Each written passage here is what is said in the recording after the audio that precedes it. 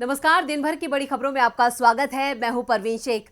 इस बुलेटिन में आज बात होगी एग्जिट पोल पर उठते सवालों की, मतगणना से पहले सुप्रीम कोर्ट पहुंचे वीवीपैट मामले की, जानेंगे चुनाव आयोग पर क्यों उठ रहे हैं सवाल, बीजेपी को रोकने के लिए गोवा में कांग्रेस की क्या है तैयारी, बात करेंगे केंद्रीय एजेंसियों को लेकर शिवसेना की मोदी सरकार पर निशाने की, असम के सीएम हिमंता बिस्व शर्मा की बढ़ती मुश्किलों की और बुलेटिन के आखिर में बात महंगाई की। लेकिन तमाम बड़ी खबरों से पहले एक नजर सुर्खियों पर। यूपी में एक बार फिर कांग्रेस महासचिव प्रियंका गांधी ने दिखाया अपना दम। महिला दिवस के मौके पर प्रियंका ने लखनऊ में निकाला लड़की हूं लड़ सकती हूं कैंपेन के तहत मार्च, यूपी में बदलाव के दिए संकेत। यूपी में मतदान समाप्त होने के बाद सपा सांसद आजम खान को इलाहाबाद हाईकोर्ट से मिली जमानत, 2 मामलों में कोर्ट ने फैसला रखा सुरक्षित। अपने जन्मदिन पर राजस्थान की पूर्व सीएम वसुंधरा राजे ने भरी हुंकार, शक्ति प्रदर्शन कर पार्टी को दिखाई ताकत, केंद्र को भी दिया सख्त संदेश। तेजी के साथ बंद हुआ शेयर मार्केट, सेंसेक्स 581 अंक की गिरावट के साथ 53,424 पर हुआ बंद, वहीं निफ्टी 150 अंकों की गिरावट के साथ 16,013 पर हुआ बंद। सुर्खियों के बाद बात आज की सबसे बड़ी खबर की। 5 राज्यों का मतदान पूरा होने के बाद तमाम एजेंसियों और न्यूज चैनल के सर्वे सामने आए हैं। अधिकांश सर्वे में यूपी में बीजेपी और पंजाब में आप की सरकार बनाते हुए दिखाई गई है। सर्वे को लेकर राजनीति भी तेज हो गई है। खासतौर पर यूपी में विपक्षी दल सर्वे को सरकार प्रायोजित ड्रामा करार दे रहे हैं। सपा ने सर्वे को खारिज कर दिया है और अपनी जीत का दावा किया है। तो क्या है पूरा मामला, देखते हैं ये रिपोर्ट। यूपी में 403 सीटों पर मतदान पूरा हो चुका है। 7वें चरण के मतदान के साथ ही सामने आए एग्जिट पोल के नतीजों ने विपक्षी खेमे में मायूसी ला दी है। टीवी चैनलों के एग्जिट पोल के नतीजों पर पूरा विपक्ष मुखर हो गया है। बीजेपी जहां खुशियां मना रही है तो वहीं सपा को एग्जिट पोल में ही पोल दिखाई दे रहा है। अखिलेश यादव ने कहा कि आखिरी चरण में पूर्वांचल की जनता ने बीजेपी का सफाया कर दिया है। सारे चरण मिलाकर सपा और गठबंधन की सरकार बनने जा रही है। उन्होंने कहा कि मैं 2017 और 2019 को भूल चुका हूँ। इस चुनाव में जनता ने बुनियादी सवालों को आगे रखा, बेरोजगारी और गरीबी का मुद्दा भी रखा। 10 मार्च का इंतजार करेंगे। प्रगतिशील समाजवादी पार्टी के राष्ट्रीय अध्यक्ष शिवपाल सिंह यादव ने एग्जिट पोल को पूरी तरह से नकार दिया है। उन्होंने कहा कि एग्जिट पोल में जो तस्वीर दिखाई जा रही है वो आभासी, भ्रामक और अविश्वसनीय है। साथ ही कहा कि जनता इसके पीछे की मंशा को अच्छे से समझ रही है। साथ ही उन्होंने समाजवादी गठबंधन की बहुमत सरकार बनने का दावा भी पेश कर दिया है। वहीं राष्ट्रीय लोकदल के मुखिया जयंत चौधरी ने एग्जिट पोल पर सवाल खड़े किए हैं। उन्होंने कहा, जब तक ईवीएम नहीं खुलता तब तक किसी को भी रिजल्ट नहीं मालूम चल सकता। जयंत ने कहा, एग्जिट पोल का एक प्रोसेस होता है। मैंने तो एक भी पोलिंग बूथ पर किसी भी एग्जिट पोल वाले को नहीं देखा। पता नहीं ये लोग कहां से डेटा लाते हैं। ये केवल उनकी सोच है, मैं इससे सहमत नहीं हूं। ये मनोवैज्ञानिक दबाव बनाने का एक तरीका है। तो वही एग्जिट पोल आने के बाद कांग्रेस नेता प्रियंका गांधी ने कहा कि जितना हो सकता है हमने उतना कड़ा संघर्ष किया। अब हम 10 मार्च का इंतजार करेंगे। बीजेपी मंत्री सिद्धार्थनाथ सिंह ने एग्जिट पोल को अपने पक्ष में आने पर कहा है, लोगों ने जाति की राजनीति के ऊपर उठकर वोट किया है। यूपी को लेकर सर्वे में जो दावे किए गए हैं उस पर सवाल उठते दिख रहे हैं। इसके साथ ही सवाल 10 तारीख को होने वाली मतगणना को लेकर भी उठ रहे हैं। दरअसल विपक्ष को मतगणना के दौरान धांधली की आशंका है, जिसे लेकर एक याचिका सुप्रीम कोर्ट में लगाई गई है, जिसमें वीवीपैट और ईवीएम के मतों का मिलान कराने की बात कही गई है। तो याचिका पर क्या दिया कोर्ट ने आदेश, देखते हैं ये रिपोर्ट। 5 राज्यों में चुनाव पूरा हो चुका है। अब नतीजों का इंतजार है, लेकिन नतीजों से पहले ही ईवीएम और वीवीपैट को लेकर विपक्ष मुखर हो रहा है। जब जब चुनाव आते हैं तब तक ईवीएम और वीवीपैट का मामला खबरों में छा जाता है। विपक्षी ईवीएम को लेकर पहले ही काफी चिंतित हैं। कोर्ट ने याचिका की सुनवाई करते हुए चुनाव आयोग को नोटिस भी भेज दिया। ईवीएम के साथ वीवीपैट मशीनें जुड़ी होती हैं। ईवीएम में बटन दबाने के बाद वीवीपैट मशीन से एक पर्ची निकलती है। इस पर्ची में किस पार्टी या उम्मीदवार को आपने वोट दिया है उसकी जानकारी होती है। वीवीपैट पर्ची से साफ हो जाता है कि आपका वोट किसे गया है। वीवीपैट की पर्ची में उम्मीदवार का नाम और उसका चुनाव चिन्ह छपा होता है। ये पर्ची वोटर को नहीं दी जाती है। वीवीपैट और ईवीएम के मिलान से जुड़ी याचिका पर अब बुधवार को सुप्रीम कोर्ट में सुनवाई नहीं है। सुबह कोर्ट ने इस मामले में 9 मार्च को सुनवाई के संकेत दिए थे। आज दोपहर 2 बजे चुनाव आयोग की तरफ से वरिष्ठ वकील मनिंदर सिंह पेश हुए थे। उन्होंने बताया कि आयोग 2019 में आए सुप्रीम कोर्ट के आदेश का पालन कर रहा है। इस मसले पर चंद्रबाबू नायडू की पुनर्विचार याचिका 2019 में ही खारिज हुई थी। अब चुनाव प्रक्रिया के बीच में नई याचिका को नहीं सुना जा सकता। इसके बाद कोर्ट ने कहा कि अब इस याचिका पर मतगणना के बाद ही सुनवाई होगी।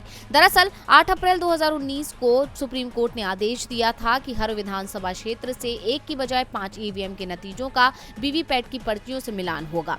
कोर्ट ने यह आदेश Congress, SP, BSP, RJD, Trinamool Congress, NCP, CPM और तेलुगु देशम समेत कुल 21 की याचिका पर दिया था। इन पार्टियों ने मांग की थी कि चुनाव में इस्तेमाल हुई ईवीएम मशीनों की आधी संख्या का मिलान वीवीपैट से होना चाहिए, लेकिन कोर्ट ने 5 ईवीएम का वीवीपैट के मिलान का आदेश दिया था। कोर्ट अब इस मामले पर आगे की सुनवाई 10 मार्च के बाद करेगा। ऐसे में मतगणना पुरानी प्रक्रिया के तहत ही होगी, लेकिन ईवीएम सवालों में बनी हुई है। दरअसल जिन ईवीएम का इस्तेमाल चुनावों के दौरान वोटिंग में हुआ, उनकी जानकारी तो प्रशासन ने सार्वजनिक कर दी, लेकिन जो अतिरिक्त ईवीएम चुनाव के दौरान आई थी, उनका क्या हुआ, इसे कोई बताने को तैयार नहीं है और विपक्ष इसी से डरा दिख रहा है। यूपी में मतदान संपन्न हो चुका है और अब इंतजार है तो बस परिणामों का, जो कि 10 मार्च को आएंगे। लेकिन नतीजों में किसी तरह की कोई गड़बड़ी ना हो, इसके लिए सपा अभी से चौकन्नी हो गई है, जिसके चलते सपा के प्रदेश अध्यक्ष नरेश उत्तम पटेल ने मुख्य चुनाव आयुक्त को पत्र भेजकर मतदान के दौरान ईवीएम में कई तरह की खामियां होने का आरोप लगाया है।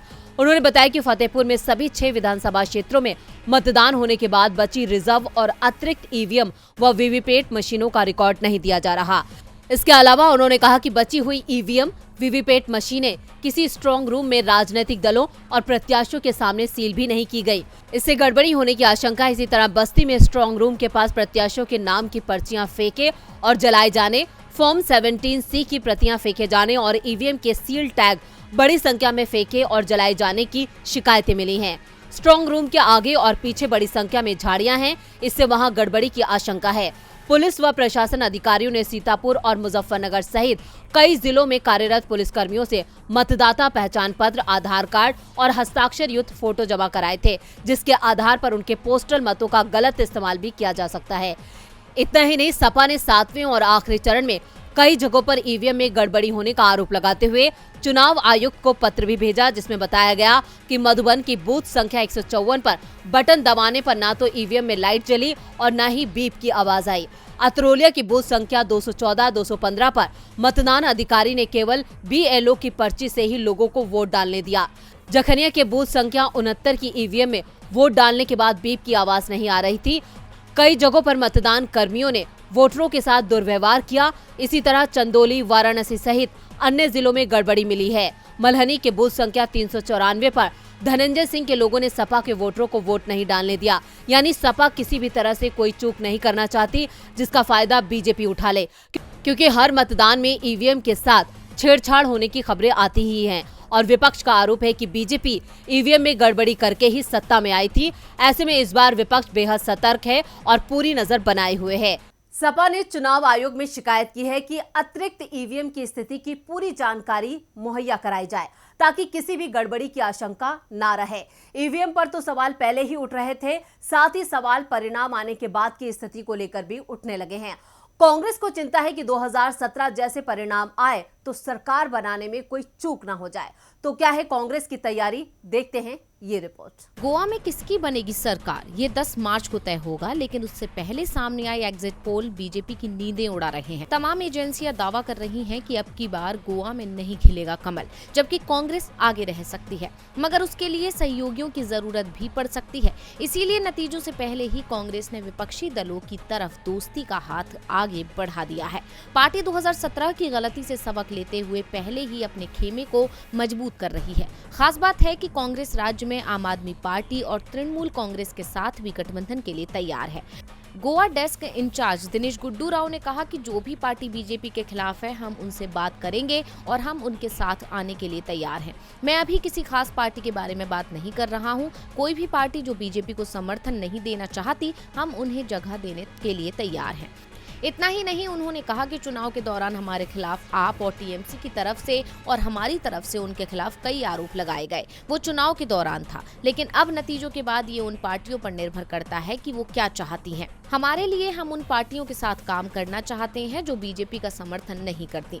राव ने कहा कि महाराष्ट्रवादी गोमांतक पार्टी कांग्रेस के संपर्क में है। एमजीपी ने टीएमसी के साथ मिलकर चुनाव लड़ा है। खास बात है कि गोवा प्रभारी महुआ मोइत्रा ने ट्वीट के जरिए गोवा में बीजेपी के मुकाबला करने के लिए सभी पार्टियों को साथ आने का आह्वान किया था। खास बात है कि गोवा प्रभारी महुआ मोइत्रा ने ट्वीट के जरिए गोवा में बीजेपी से मुकाबला करने के लिए सभी पार्टियों को साथ आने का आह्वान किया था। हालांकि उस दौरान कांग्रेस और आप ने कोई दिलचस्पी नहीं दिखाई थी, लेकिन अब नतीजों से पहले बीजेपी के खिलाफ महागठबंधन की तस्वीर साफ होती नजर आ रही है, जो बीजेपी के लिए बुरी खबर है। गोवा में कांग्रेस ने बीजेपी की जोड़तोड़ को रोकने की तैयारी कर ली है। वैसे डीबी लाइव के सर्वे के अनुसार कांग्रेस को जोड़तोड़ की जरूरत नहीं पड़ेगी, वो आसानी से सरकार बना सकती है। विपक्षी दलों को बीजेपी की जोड़तोड़ की रणनीति से ही अकेले परेशानी नहीं है, बल्कि बीजेपी की केंद्र सरकार के इशारे पर ईडी और आईटी की कार्रवाई को लेकर भी विपक्षी दलों को परेशानी हो रही है, जिसे लेकर शिवसेना ने मोदी सरकार पर निशाना साधा है। आय से अधिक संपत्ति के मामलों में शिवसेना नेताओं पर इनकम टैक्स डिपार्टमेंट का शिकंजा कसता जा रहा है।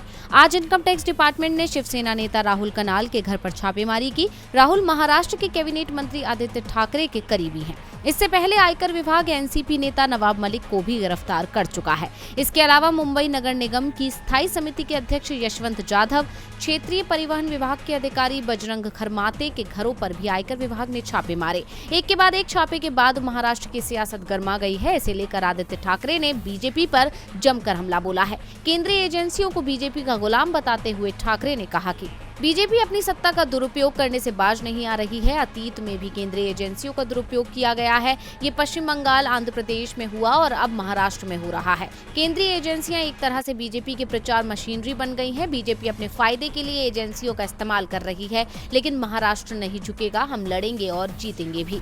इससे पहले शिवसेना सांसद संजय राउत ने भी आरोप लगाया था कि बीजेपी केंद्रीय एजेंसियों का इस्तेमाल कर परेशान कर रही है। संजय राउत ने कहा कि केंद्रीय एजेंसियां हमारी पार्टी के नेताओं को परेशान कर रही हैं। इन एजेंसियों का उपयोग कर हमारे नेताओं पर दबाव बनाया जा रहा है। कुछ बीजेपी नेता कह रहे हैं कि महाविकास अघाड़ी सरकार 10 मार्च को गिर जाएगी। कुछ दिन पहले बीजेपी के कुछ वरिष्ठ लोग मुझसे मिले और मुझसे पाला बदलने को कहा। हम किसी भी तरह इस सरकार को गिराना चाहते हैं। हम या तो राष्ट्रपति शासन लगाएंगे या हम विधायकों के एक समूह को तोड़कर सरकार बनाएंगे। बीजेपी नेताओं ने मुझे धमकी दी थी कि ऐसा नहीं करने पर मुझे कीमत चुकानी पड़ेगी, इसलिए बीजेपी ये सब करवा रही है। आपको बता दें कि पिछले महीने 1034 करोड़ रुपए के भूमि घोटाले के मामले में संजय राउत के करीबी प्रवीण राउत को गिरफ्तार किया गया था। इस मामले में ईडी ने सुजीत पाटकर के घर पर छापेमारी की थी, जो संजय राउत की बेटियों की एक फर्म में पार्टनर हैं।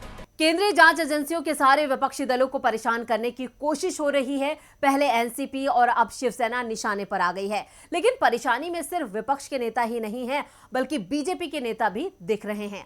असम के सीएम हिमंता बिस्वा शर्मा पर तो कोर्ट ने एफआईआर दर्ज करने का आदेश दिया है। तो क्या है पूरा मामला, देखते हैं इस रिपोर्ट में। असम के मुख्यमंत्री हिमंता बिस्वा शर्मा अक्सर अपने बेतुके बयानों की वजह से विपक्ष के निशाने पर बने रहते हैं। आज एक बार फिर कांग्रेस ने बीजेपी के मुख्यमंत्री की मुश्किलें बढ़ा दी हैं। कांग्रेस सांसद अब्दुल खालिक ने हिमंता पर भड़काऊ टिप्पणी करने का आरोप लगाया। दरअसल हिमंता ने अपने हालिया बयानों में कहा था कि दरांग जिले के गोरुखुटी में चलाया गया अवैध अतिक्रमण के खिलाफ अभियान साल 1983 में असम आंदोलन के दौरान हुई घटनाओं का बदला था। असम सरकार की ओर से चलाए गए अवैध अतिक्रमण अभियान के दौरान सैकड़ों मुस्लिम परिवारों के घरों को ढहा दिया गया था। इस अभियान में कई लोग बेघर हो गए थे। हिमंत ने कहा कि ये अभियान असम आंदोलन के दौरान हुई घटनाओं का बदला लिया है हमने। हिमंता के इस बयान पर विवाद छिड़ गया है। विपक्ष आक्रामक हो गया है। कांग्रेस नेता हिमंता के इस बयान की आलोचना करने लगे हैं। लेकिन जब कांग्रेस सांसद अब्दुल खालिक अपनी शिकायत दर्ज कराने दीसपुर थाने पहुंचे, सांसद ने अपनी शिकायत में कहा था कि मुख्यमंत्री ने सितंबर में गोरुखुटी में हुए बेदखली अभियान को जायज ठहराते हुए मुस्लिम समुदाय के खिलाफ सांप्रदायिक टिप्पणी की थी, तो पुलिस ने एफआईआर दर्ज करने से इनकार कर दिया। शर्मा के खिलाफ प्राथमिकी दर्ज करने में दीसपुर थाने के इनकार के बाद कांग्रेस सांसद खालिक ने अदालत का रुख किया था। गुवाहाटी की एक अदालत ने पुलिस को फटकार लगाते हुए कहा कि पुलिस प्राथमिकी दर्ज करने के अपने कर्तव्य का पालन करने में नाकाम रही। मामले की सुनवाई करते हुए उप विभागीय न्यायिक मजिस्ट्रेट विश्वजीत बरुआ ने पुलिस को निर्देश दिया कि अब्दुल खालिक की शिकायत के आधार पर मुख्यमंत्री हिमंता बिस्वा शर्मा के खिलाफ एफआईआर दर्ज की जाए। साथ ही निष्पक्ष जांच करने और जल्द से जल्द अंतिम फॉर्म जमा करने का भी निर्देश दिया गया है। और बुलेटिन के आखिर में बात महंगाई की। जनता पर दिनों दिन महंगाई का बोझ बढ़ता ही जा रहा है। जहां पहले कमर्शियल सिलेंडर के दाम में इजाफा हुआ तो वहीं दूसरी तरफ सीएनजी के दाम भी बेतहाशा बढ़ गए। राजधानी दिल्ली समेत कई शहरों के लोगों को महंगाई का करंट लगा है, जिससे उनका सफर करना मुश्किल हो गया है। वहीं अब पेट्रोल और डीजल के दाम भी आसमान छूने को तैयार हैं। देश में बढ़ती महंगाई ने जनता का जीना मुहाल कर दिया है। सब्जियों से लेकर दूध और तेल के दाम में लगातार इजाफा हो रहा है। इसी बढ़ती महंगाई को लेकर जनता लगातार मांग कर रही है, कुछ तो करो सरकार, लेकिन केंद्र है कि सुनने को ही राजी नहीं है। इस बेरुखी के बीच अब लोगों को महंगाई का एक और करंट लगा है। देश की राजधानी दिल्ली और उसके आसपास के इलाकों में सीएनजी की कीमतों में इजाफा कर दिया गया है। दिल्ली में सीएनजी की कीमत 50 पैसे बढ़ाई गई है, जिसके बाद कीमत अब 57 रुपए 51 पैसे प्रति किलो हो गई। वहीं नोएडा, ग्रेटर नोएडा और गाजियाबाद में सीएनजी की कीमत में 1 रुपए की कीमत बढ़ाई गई है। ग्राहक अब 58 रुपए 58 पैसे प्रति किलो की बजाय 59 रुपए 58 पैसे प्रति किलो सीएनजी भरवा रहे हैं। दूसरे शहरों की बात करें तो गुरुग्राम में 65 रुपए 38 पैसे प्रति किलो की जगह अब 65 रुपए 88 पैसे प्रति किलो हो गई है। रेवाड़ी में 67 रुपए 48 पैसे से भाव अब 67 रुपए 98 पैसे प्रति किलो पर पहुंच गया। कानपुर जीए में रेट 67 रुपए 82 पैसे से बढ़कर 68 रुपए 82 पैसे प्रति किलो हो गया है। इन आंकड़ों से साफ है कि महंगाई अब चरम सीमा पर पहुंच गई है। लेकिन अब जनता के लिए जल्द ही एक और बुरी खबर भी सामने आने वाली है। कहा जा रहा है कि कुछ दिनों बाद पेट्रोल और डीजल की कीमतों में भी इजाफा होगा। दरअसल इंटरनेशनल मार्केट में क्रूड ऑयल के दाम रिकॉर्ड लेवल पर हैं।